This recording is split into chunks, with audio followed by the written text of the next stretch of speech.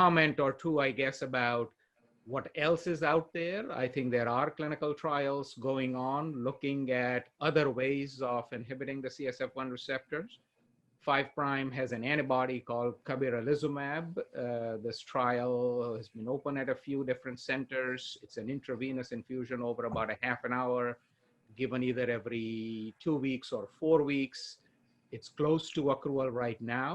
I don't think the data has been analyzed, but we'll see how a monoclonal antibody approach to inhibition of the CSF1 receptor and the ligand works, and how that compares to the current standard of care. There is another small molecule trial, a drug from Decifera called DCC 3014, another CSF1 receptor inhibitor that hasn't opened for accrual yet, but it's certainly another trial that is planned. And finally, at least I'm aware of one other broad spectrum tyrosine kinase inhibitor called surofatinib. It used to be called sulfatinib. The drug has been tested extensively in pancreatic and extrapancreatic neuroendocrine tumors. It's actually on target for approval for that entity, but happens to be also a potent CSF1 receptor inhibitor. So there will be a arm of a few patients with PVNS, the diffuse variant, who need systemic therapy to be tested. So I think the summary of this would be that there are a couple of clinical trials that have been conducted and are ongoing that will sort of broaden the horizons, if you will, and give us a little better perspective on what would be the best sequence, what is the best way to incorporate these drugs.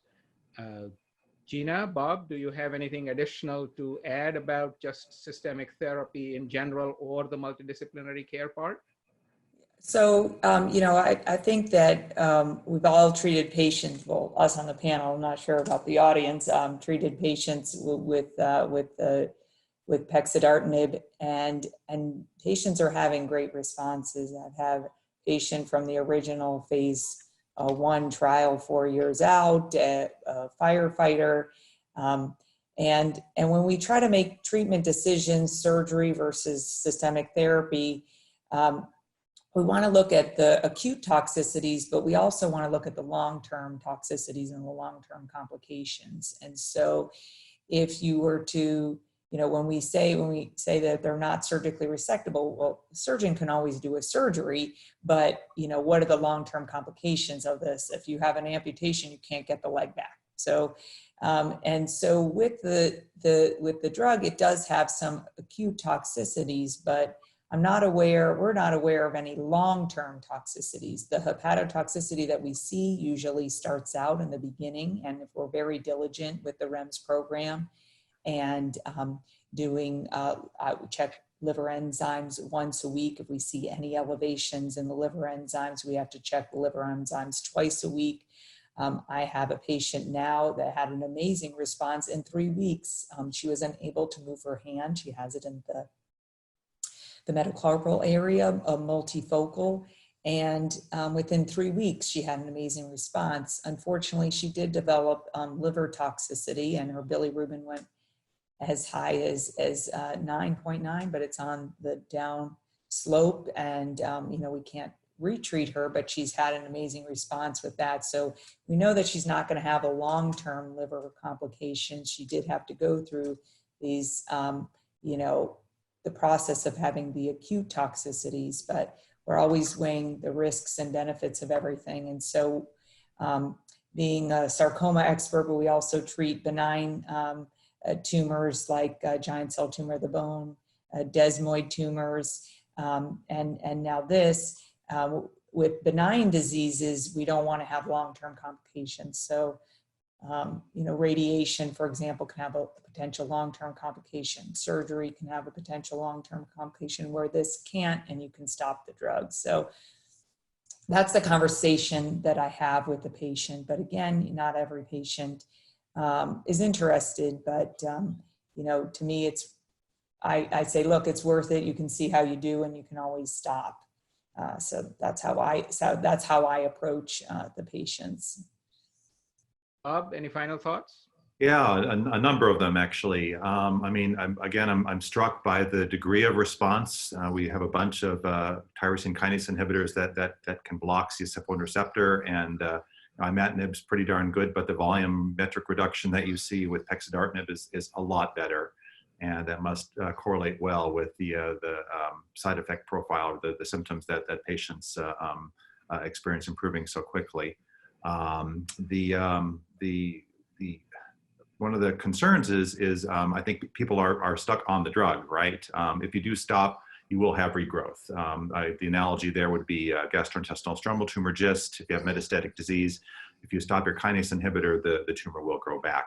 So will there be drugs in the future or approaches in the future that that do deliver that knockout punch to the tumor where people can stop? And that's again a point for research. And it also brings out this idea that if you are someone who's presenting relatively early in your course, and let's say it's diffuse disease around the knee or the hip, can you propose a neoadjuvant approach, first using pexidartinib and then surgery? Will that be better than just doing the surgery up front and waiting for people to recur? So all these will be interesting research topics. And I guess the last point was still, I'd have to say the primacy of a local control of surgery and taking care of this diagnosis, even with diffuse disease. As Dr. Abraham, Dr. Kim were talking about earlier, everybody should still have surgery, I believe, if they can have it as their first approach to this, because that way you'll avoid medications that you have to take for a very long time, if for no other reason. And just to not forget that local tumors still require that local approach. We have our own rose-colored glasses as medical oncologists about these wonderful medications, but we need to keep our eye on the ball as well. Very good. Any final thoughts, Dr. Kim? No, I mean, it's been a great discussion. I hope that it sort of elucidates sort of this multi-level thought process with the treatment of this tumor. For me, I think just final words from me would be that, local disease, I think surgery is definitely the primary answer. For the diffuse types, with multi-recurrent, multifocal tumors, I think you need to have a multidisciplinary approach. And I think that's what you're seeing here on this panel. Thank you very much. And some final thoughts, Dr. Abraham? Just to echo the things that the other panelists have said, I do still believe that surgery is the first line for most of these patients. I think as we get excited about the new medical therapies, it is important to remember that aggressive surgery really is the first line of treatment. And along the lines of what Dr. Kim was mentioning earlier, it is important to refer these patients to centers that have experience and have multidisciplinary groups so that the full range of options can be investigated for each patient. And even the surgical techniques alone are really should be done by somebody with experience in it, because it becomes much more difficult the second time around, just like Dr. Kim had just mentioned.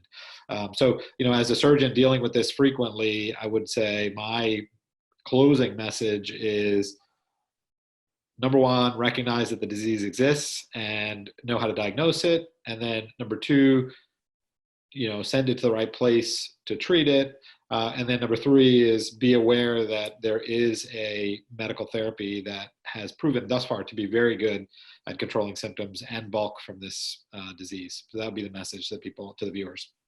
Very well said. So my sincere thanks to the entire panel for a very rich and a very informative discussion. I also want to thank our viewing audience. We all hope that you found this OncLive peer exchange discussion to be useful and informative.